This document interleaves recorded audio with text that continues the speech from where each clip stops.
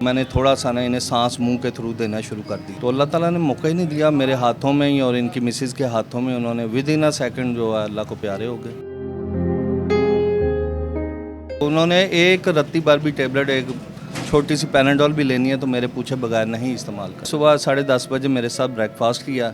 11 बजे मैंने स्कूल से बेटी को लेने जाना था। वॉशरूम गए हैं अपनी मिसेज़ के साथ, तो मुझे उन्होंने आवाज़ दी कि इनको ना चक्कर आ रहे हैं, तो मैं फ़ौरी बाथरूम की तरफ लपका हूँ और मैंने वॉशरूम से वापस बेड पे उन्हें शिफ्ट किया। तो ये लॉस कितना बड़ा लॉस है आपकी लाइफ में, कितना मेरा मिस ख्याल रखेंगे है आप? कि जिस तरह मेरे वालिद साहब की 94 में डेथ हुई थी, मुझे आज ऐसे फील हुआ कि उनकी आज डेथ हो गई।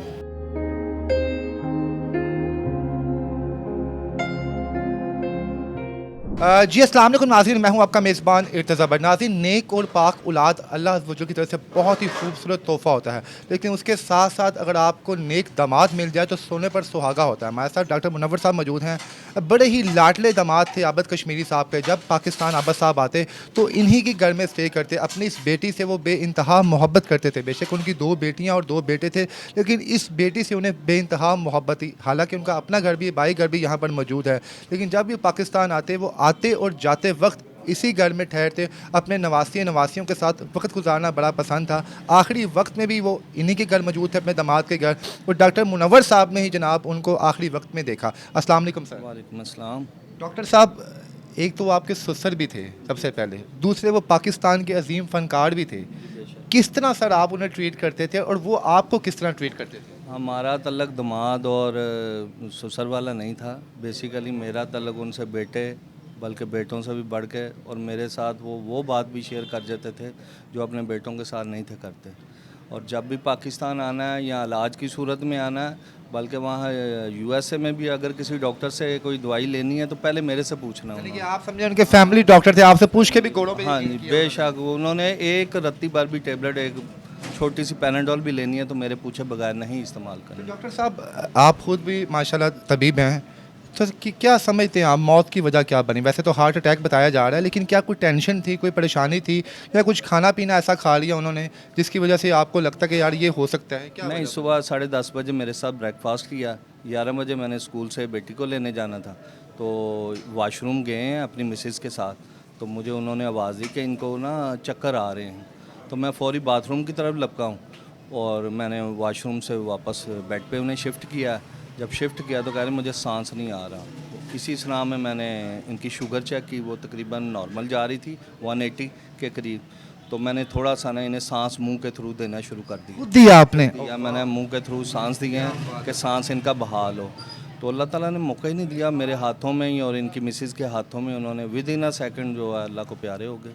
डॉक्टर साहब, आजकल के जो दामाद हम देखते हैं कि हम मीडिया में हैं, बड़े बड़े कई अच्छे भी हैं आपकी तरह, लेकिन ज़्यादातर जो दामाद होते हैं वो हिर्स और लालच के मारे होते हैं कि अपने ससुरालियों को तंग करते हैं। लेकिन आपका बड़ापन कि आपने उन्हें अपने घर में जगह दी, ना सिर्फ जगह दी बल्कि एक बाप की तरह उनकी खिदमत भी की। सर, क्या वजह थी, क्यों आप उनसे इतना वजह उन्स ये करते है थे? कि उनका जो मैं दामाद दूसरा सेकंड नंबर पे हूँ ना, वो मेरे से बेहद मोहब्बत करते थे। क्यों सर, आप थोड़े नरम दिल थे या आप उनकी टाइप के थे, आप समझते थे यार? असल में मैं उनकी साइकी समझता था कि वो प्यार के भूखे थे, समझ आई?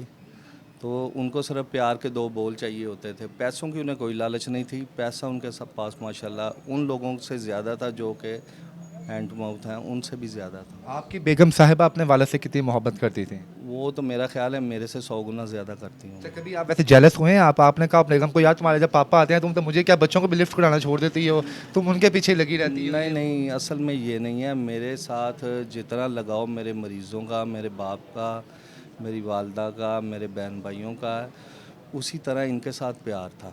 तो मैंने कभी जेलसी नहीं फ़ील की। ये गॉड गिफ्टेड चीज़ है। आपके अपने जो फैमिली मेम्बर्स में बहन भाई हैं, वालदैन हैं, तो वो भी हैप्पी होते थे कि आबिद कश्मीरी साहब यहाँ पर आ रहे रह रहे हैं जनाब हमारे बेटे के घर और यहाँ पर टाइम गुजार रहे हैं वो? कभी उन्होंने कभी इतराज़ नहीं किया कि वो कह रहे थे खिदमत कर रहे हैं, यही खिदमत का सिला मिलना है तुम्हें। क्या कौन सी कुछ चंद खूबियाँ बताएं जो आपने भेजते दामाद उनमें देखी हों, भेजते इंसान आपको लगा हो कि यार अदाकार तो थे ही थे, लेकिन इन खूबियों की वजह से जनाब लोगों के दिलों में वो ज़िंदा थे और रहेंगे आगे भी? बेसिकली वो ना साफ दिल इंसान थे और नेक सीरत, खूबसूरत, ये 3 खूबियाँ थी उनमें। और कभी किसको दुत्कारा नहीं है। अगर किसी के पास पैसा नहीं तो उसकी भाई पीछे से उनकी मदद भी कर दी, और कभी ये नहीं किसी को धुतकारा ही नहीं था उन्होंने। सर तंज़ो मजाक करते थे वो आपके साथ भी? बहुत ज़्यादा हर तरह की बात, हर तरह का मजाक दिल पे कभी नहीं लगाया उन्होंने। क्या वजह थी ये बताएं, ये सबसे अहम सवाल जो मेरा इंटरव्यू का आगाज़ भी था, वो आप ही के घर को क्यों चुनते थे? हालांकि उनका अपना घर मौजूद है, अपने भाई का घर मौजूद है, बेटे का घर भी यहाँ पर मौजूद। इस घर में ऐसा क्या उनको मिलता था जो अल्लाह पाक ने आखिरी वक्त भी इसी घर में किया और यहाँ पे उन जनाब बेसिकली उसमें सारा जो लिंक है ना मेरी वाइफ का है, क्योंकि वो उनसे इतनी मोहब्बत करती हैं कि कहती थी कि मेरे वालिद में की शक्ल में आप और आपकी शक्ल में मेरे वालिद नज़र आते हैं। तो कहती थी मेरे वालिद के बाद अगर किसी ने मुझे इतनी इज़्ज़त दी है तो वो आप हैं, और मुझे कहते थे कि अगर मेरे हस्बैंड ने मुझे इज़्ज़त दी है तो ये मेरे वालिद की वजह से दी है।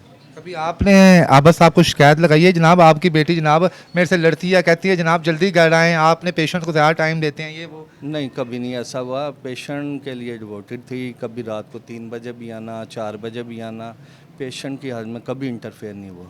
आपको ये लॉस कितना बड़ा लॉस है आपकी लाइफ में, कितना मेरा मिस ख्याल रखेंगे है आप? कि जिस तरह मेरे वालिद साहब की 94 में डेथ हुई थी, जिस तरह मैंने वैसे महसूस किया था, उस वक्त मैं स्टूडेंट था MBBS का, तो मुझे आज ऐसे फील हुआ कि उनकी आज डेथ हो गई।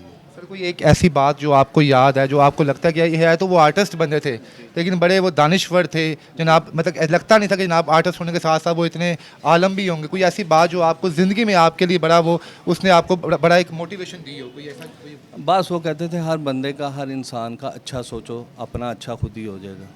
जुम्मे को रोज़ सर उनका इंतकाल हुआ, क्या उनकी ख्वाहिश थी या वो दुआ मांगते थे या कभी वो चाहते थे कि जनाब इतने पाक दिन अल्लाह पाक मुझे अपने घर बुलाए? कौन सी ऐसी खूबी या अदा है जो इतना पाक दिन चुना अल्लाह पाक? नहीं, वो रोज़ाना अल्लाह पाक को याद करते थे, बल्कि बैठ के नमाज़ पढ़ते थे। जब मैंने नमाज़ के लिए जाना तो मैंने उन्हें बता के जाना कि मैं नमाज़ के लिए जा रहा हूँ, आप भी पढ़ लें। तो अल्लाह को तो खूब याद करते थे। सर आखिर में उनके चाहने वालों के नाम क्या पैगाम देंगे आप? बस आर्टिस्ट की खिदमत करें, आर्टिस्ट को याद रखें और दिल में उनको रखें। बहुत शुक्रिया, थैंक यू। बहुत शुक्रिया।